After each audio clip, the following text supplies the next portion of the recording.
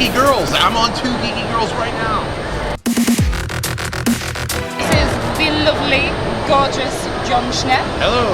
We're here to talk about his new upcoming documentary, The Death of Superman Lives. What happened? Yeah, what happened?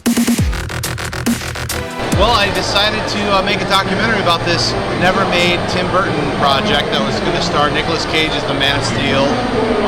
A lot of information was out online, like Kevin Smith had done like a tour talking about the giant spider, and he's dealing with writing the script.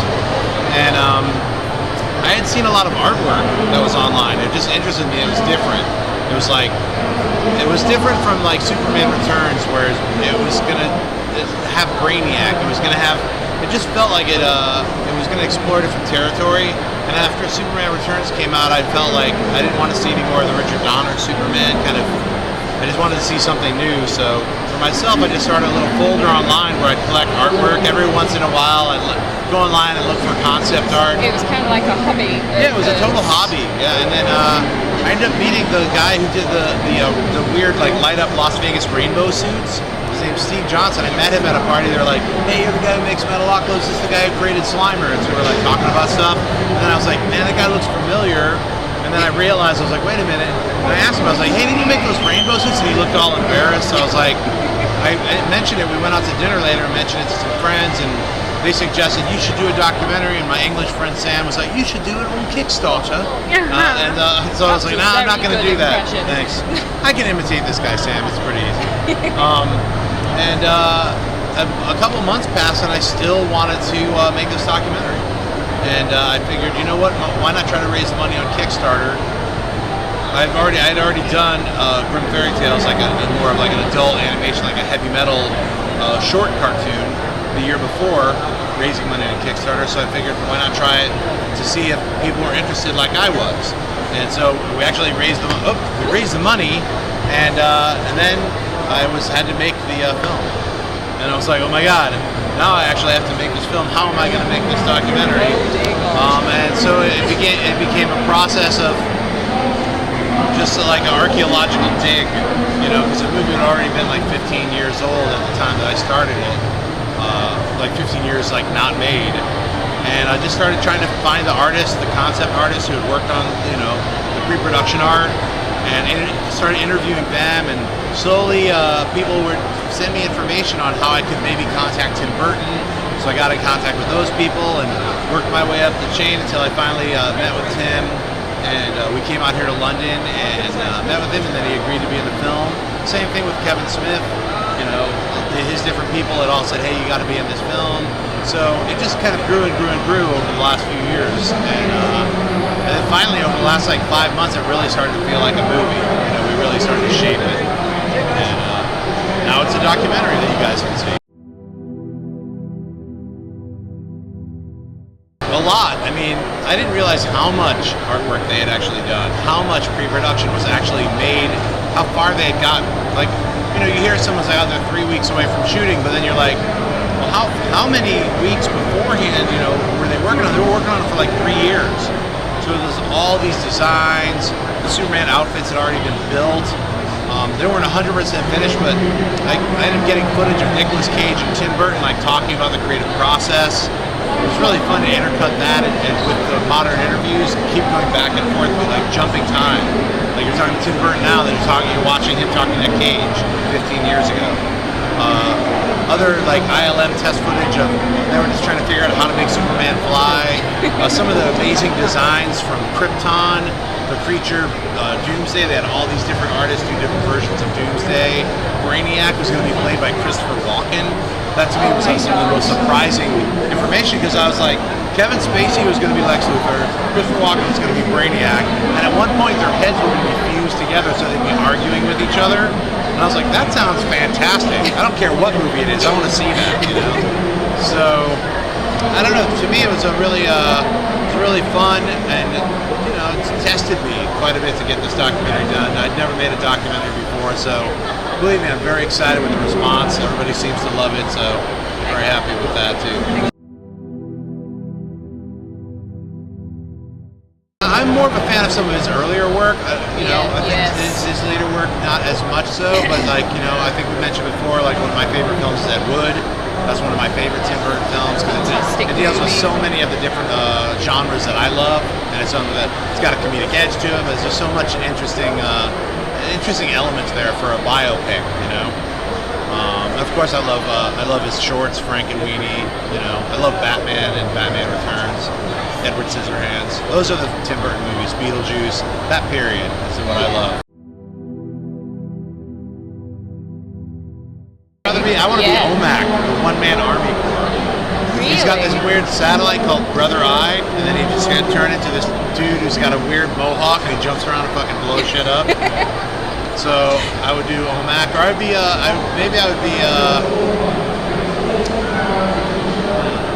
I'll stick with OMAC.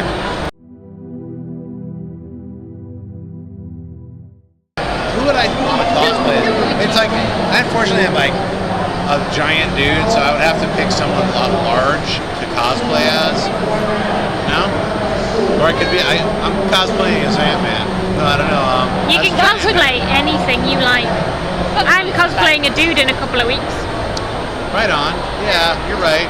Let me think. I would be Machine Man. I think that would be my Man.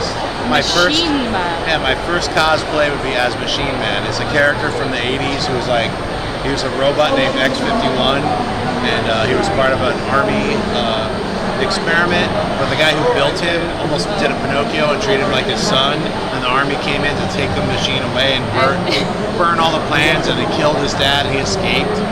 So he's sort of like a little like the Incredible Hulk on the run from the army the whole time, but a robot, all alone. That sounds very, very cool. Actually, I'm gonna go and look up that. Yeah, no, it's fun. It's out of print. You know, they haven't collected it together yet. So Marvel is. I heard they're going to do it this year. So. Like, you know, where you can find the documentary is www.toslwh.com, and it'll come out July 9th.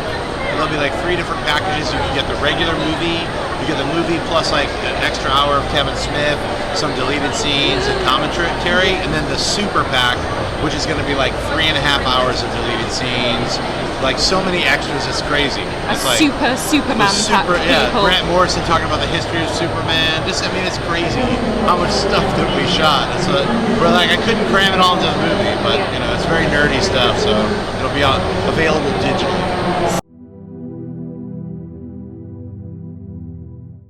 Venture Brothers Season 4 is kind of the best, right, guys?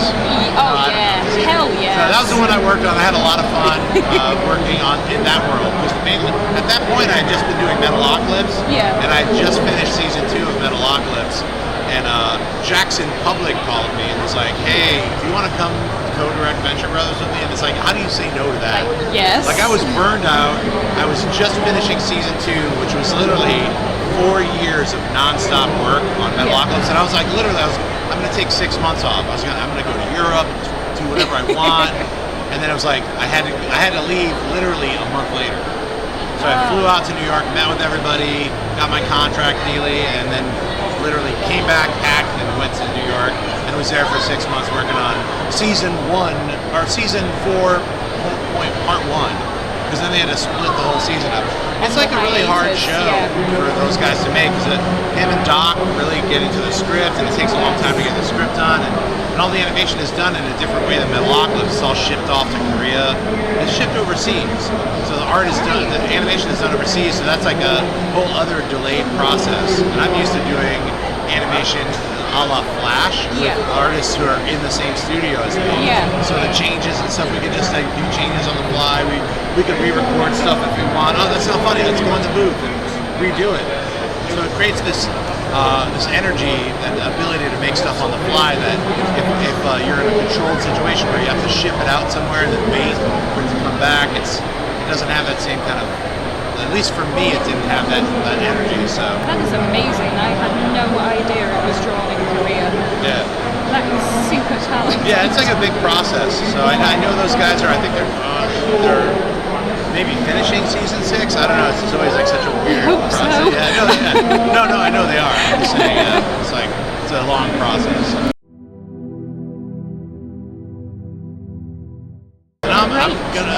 My next thing is gonna be a Bollywood musical horror film.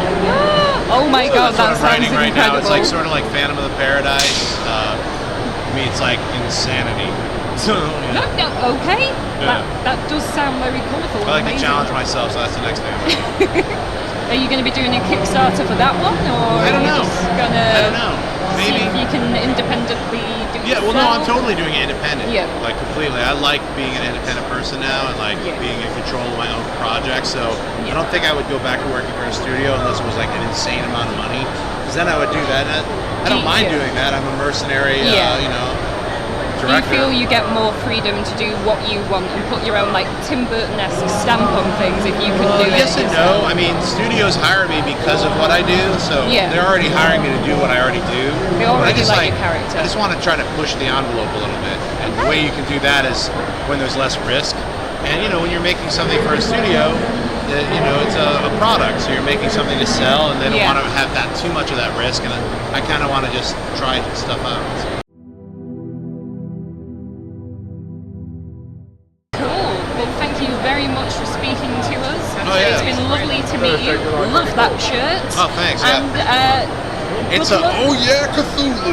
Yeah. H.P. Lovecraft drink. You know. Right, this is the lovely Holly. We didn't have time to ask questions yesterday, unfortunately. But we have her today. How good is this? Yay! Hello.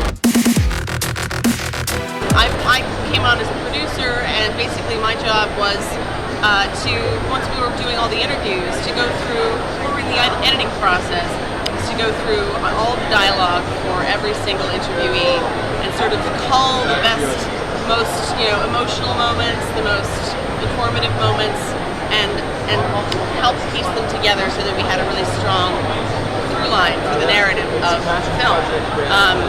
And also, I mean, it's just a collaborative effort too. We have an editor who's amazing, and obviously it was John's brainchild from the get-go. But we all sort of jumped on board and really got passionate about it because we're a small crew, and also it's a really unique story. It's just an incredibly unique story. The story of Superman Lives on its own is interesting because the scripts, but then when you start to factor in all the people that were involved and all the people working on it, and all the characters and the personalities, you know, you've got John Peters, you've got Tim Burton, you've got Kevin Smith, you've got Nicolas Cage, you've got all these people, these different dynamic people, and it was really cool to be able to talk to them and find out their individual experiences of working on the film. For the most part, it was financial. It was because Warner Brothers had had a string of really big box office bombs at that time. It was like one of their worst runs in history. So they had, you know, every single movie they were putting out, they were putting millions of dollars into, and then their return on those films would be a third of what they had put into. So factor that in, you've got all these kind of explosions of horrible films, not horrible films, but horrible box office results. And then you have a film that was going to cost them probably, you know, in our day and age, probably $300 million to make. It was an incredibly high budget, you know, not 1998, it would have been, you know, something, I don't know how many millions, but a lot of money. And they were just a little bit reticent to do it because they thought that, you know, people might not accept Nicolas Cage as Superman, they might not accept that it was more of a cosmic story for Superman, that it wasn't the Richard Donner sort of, you know, we've all seen so many times, like Superman Returns is so similar to Richard Donner's Superman. That kind of thing had been done before. This was a totally new take on Superman. So it would have really kind of rebooted Superman in a completely different direction. Because you had characters like Brainiac. It would have been more cosmic. They would have taken it off Earth. You know, so you would have had your Clark Kent and your Superman story to a certain degree, but then you're going to be going out into space and having battles, and you know, it's more like a fairy tale and stuff like that. So that was a risk for them, and they weren't sure they were going to make their money back. So ultimately, they were 2 weeks away from shooting and yanked it. Yeah, and they hadn't even cast like Lois at that point. There were also problems with the script. They hadn't had a solid, complete script yet. They were still working out the details. And Warner Brothers really wanted to cut the budget on the film, so they said, all right, we can't afford to do this much, so all these action sequences need to go, rewrite it again. So they would pare it down, and ultimately it was just something they were like, we just can't do it. And so you know what the next film they made was? Wild Wild West.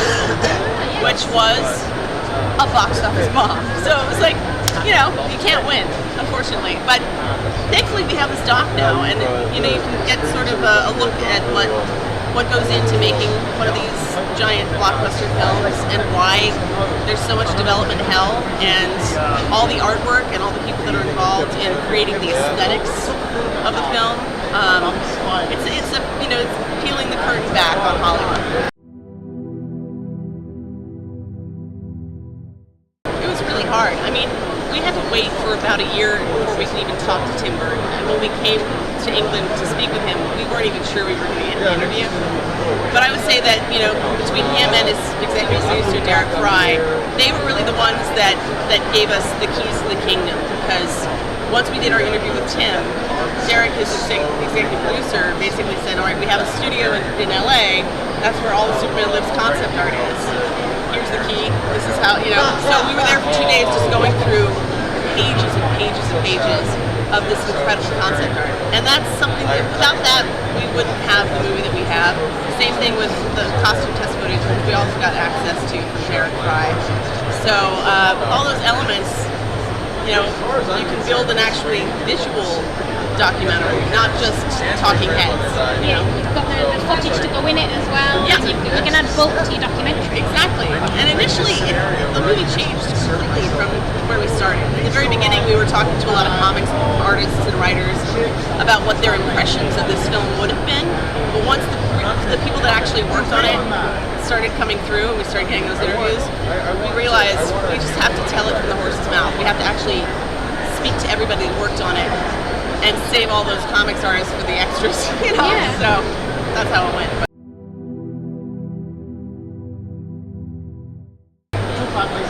It's a struggle for any woman to sort of make their mark as a producer in Hollywood. I had the fortunate circumstance of this being our film. So if you build it, you don't have those struggles. You know what I mean? You don't encounter that as much. And because of everybody's interest in the subject matter, it just sort of leveled the playing field. People were not, you know, like, well, why are you doing this? It's like, that was never a question. Although I've encountered it in other areas of my life, but not with this. For example, things like this happen. So we were doing screenings all over the States. There was a place called the Alamo Draft House. And you get emails when you're trying to connect with these people to get set these screenings up. And things like, you know, people assume that it's an all-male crew. So I would get these emails, hello gentlemen, and I would email back going, excuse me, I'm a female. Sorry, yeah. I'm the producer of this film. We're not all dudes, you know. And it's something you're just gonna encounter, but you really have to just confront it when it happens, and you know, and make your mark, and make sure that people listen to you. You know, I mean, that's one thing that happens a lot with women, is that they get interrupted, that their voices are not heard, because we're trained from a very young age to be quiet and polite and meek, and boys are not. Boys are encouraged to be strong and loud and announce themselves, and so I think that training sort of, it ends up affecting us later in life, and that's why we as women really have to fight for our voices and fight to be heard. So. Especially in geek culture too. Exactly, because women kind of get portrayed as sex objects in the geek culture, and to have a very strong, independent woman coming into this as a producer, going, yes, this is my movie, I'm making it.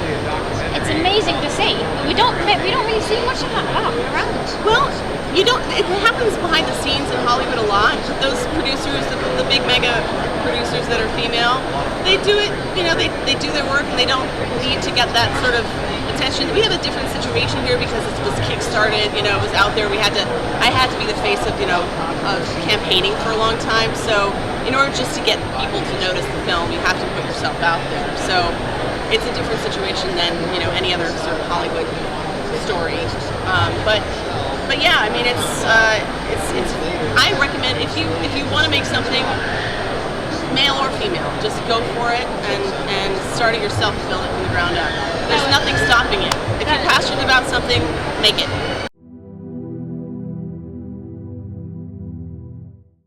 Start with the idea and really hone your idea first. Really know what it is that you want to tell, because you have to have a really strong idea first, and then understand that if you're going to have, say you're going to crowdfund something, it takes a lot of work. So you have to be patient and you have to just stay on top of it and really know what you want and be committed and completely devoted to your project. And try not to get distracted by other things. You know, one of the things that is hard as, you know, artists, because John and I are both visual artists as well, is to not go, okay, I want to work on 6 other things.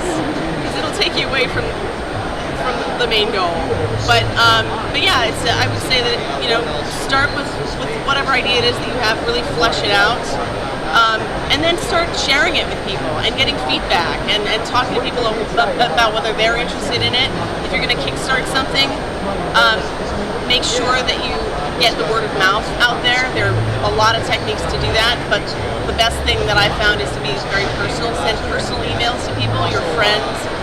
You know, say, this is something I'm working on, I'm very passionate about it, would you please spread the word and help me get this out there into the world, and that's really served us really well.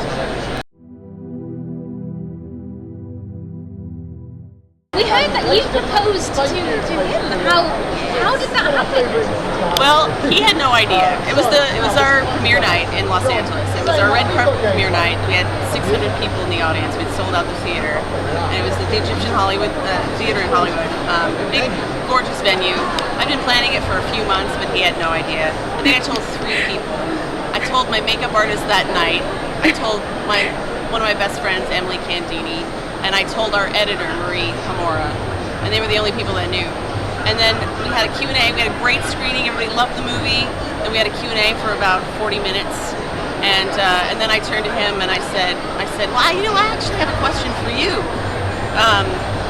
You know, we're a couple, we've been working on this film for a while together, and you know, if we can get through this, we can get through anything. Will you marry me? And I got done and I gave him a rig, which unfortunately doesn't fit. I'm gonna have to have it resized, but it's a monster going like this. Oh, that's so cool. Perfect. Very fitting. Yeah. And he said yes. I totally said yes. He totally said, you know, he it's a couldn't say happy no. He was in ending. front of 600 people, so I put the pressure on. But yes, so girls can do it too. Yeah. Girls can propose too. Yeah. It was funny though. Afterwards, people had heard about it, and there were some dudes that were like, "Well, that's really untraditional. That's really strange." I like, gave my fiance a men-engagement ring. It's Yeah, 2015. it's- Get with the program, right?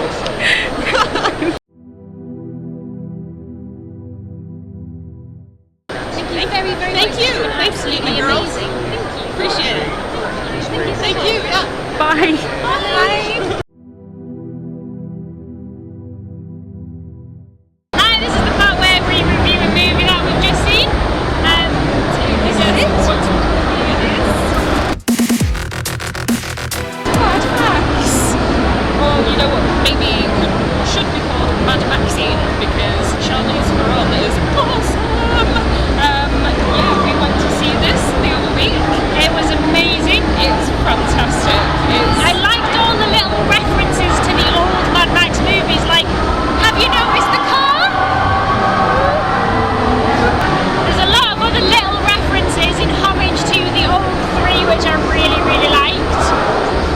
But what we especially liked was he's got a gardening trowel on his face. Over his face. That is his mask. The movie, he reprises his Bane role by doing very few speaking, and then when he does talk, it's in his Bane voice. So it's fantastic. Tom Hardy at his finest. At his Bane finest. And there's also, not to like throw spoilers in, but there is a guitarist whose guitar is a flamethrower, and he's strapped to the front of a truck. It's amazing. There are a few bits in there that obviously go back to the first movie. Like when Mad Max is strapped to the front of the vehicle. It is a very, very good movie. You do have to go and see this. Yeah, I thought that, you know, a lot of girls were saying that they didn't want to go and see it because they were like, oh, that doesn't sound very right. It is a really masculine movie, you know, with all the cars and the explosions and the guns and the warlords. But One of the main the Charlize Theron is one of the best strong female characters to come out this year in a movie. But also the underlying storyline is quite feminine. All the women that are kind of like Amazons, they're trying to get to the green place and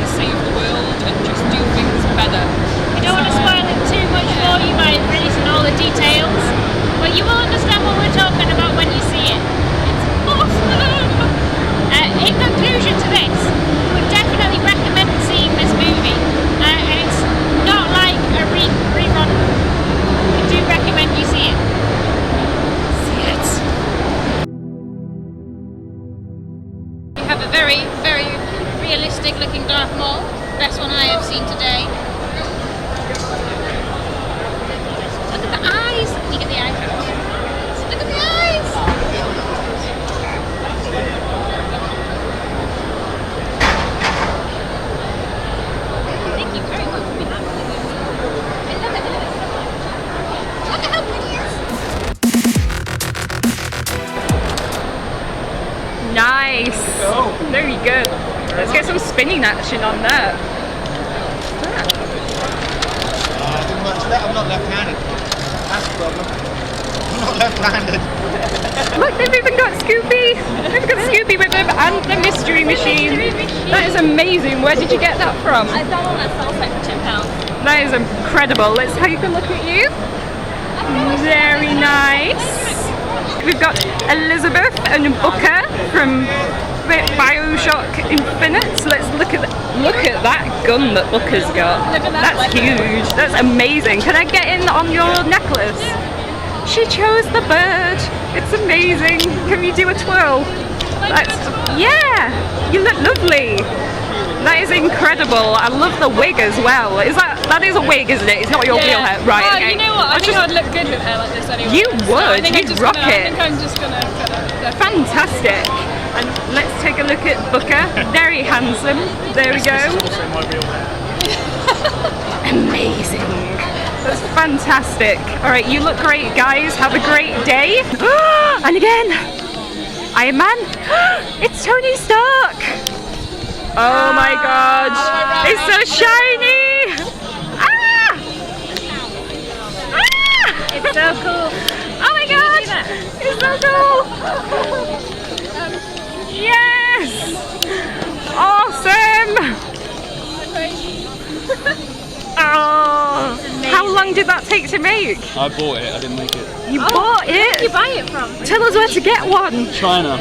China, of Yeah. course. How much was it? It's about £2 worth of kit here. No. Oh my God, that is an expensive cosplay.